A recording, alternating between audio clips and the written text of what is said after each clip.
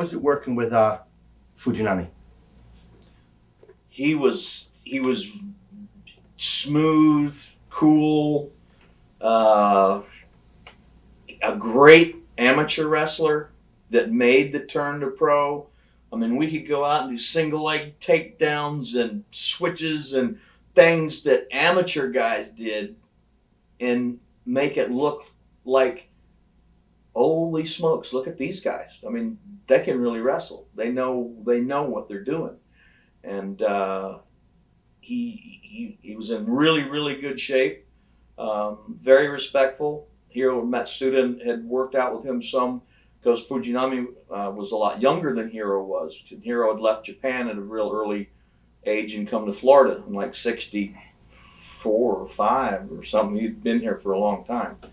And but it was the first time I ever really wrestled an international type superstar, to get a feel for the way they wrestle in other countries and stuff like that.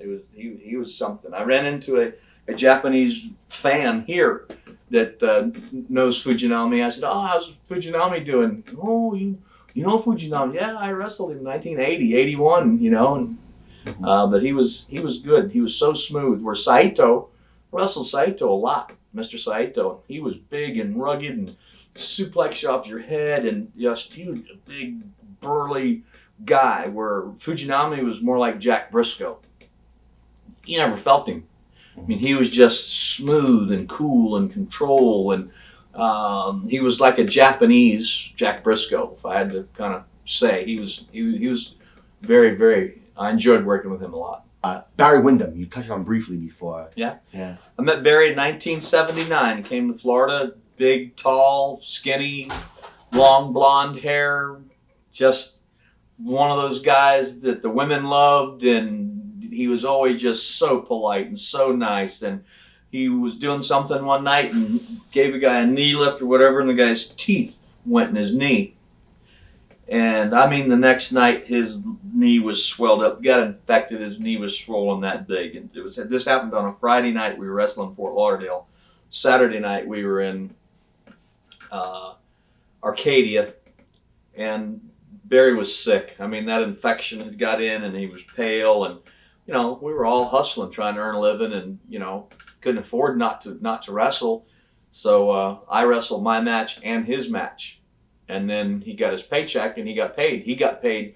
I was kind of the road agent, so I put his name on as that he worked. Mm. I think I wrestled for him a couple nights, and but he got his money. I didn't take his money. I worked for him, and he got his money, and he kind of never forgot that. You know, he never. That was some. I mean, it's $100, $150 or something, but he never ever forgot it. And we've remained good friends ever since.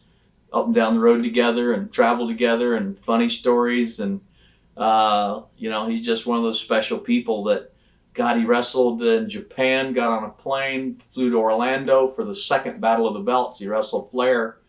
And, you know, had been up 2 or 3 days, flew into Orlando. We picked him up, bring him to the building, and went out and wrestled an hour. Like it was nothing, you know. He was just one of those guys that, as tall as he was, he knew how to shrink in the ring, you might say. So if he was wrestling somebody my size or bigger or whatever, it always looked proportionate.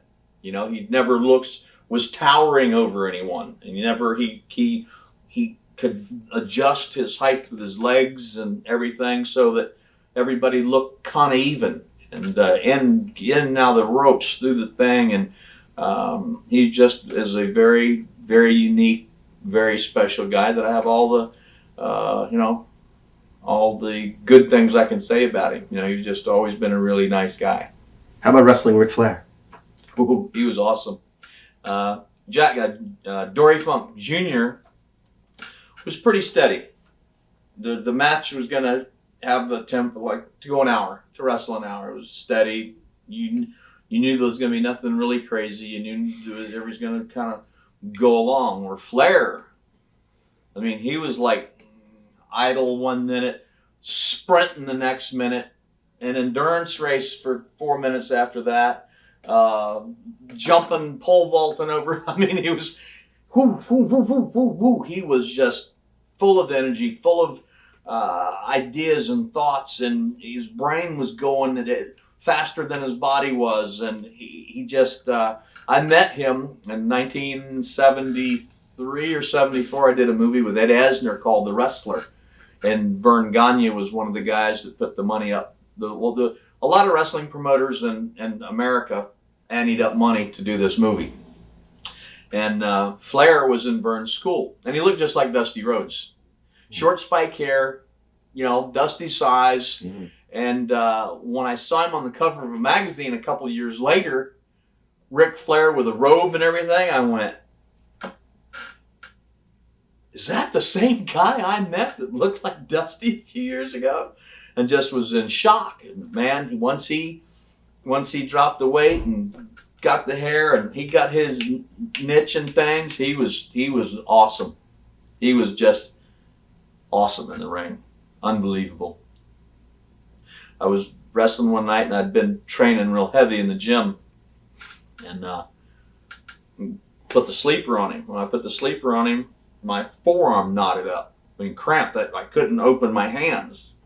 We're in the ring in Sarasota. I'm going, oh shit. So I put that arm down and I put the other arm up to put the sleeper on him the other way. That one knotted up.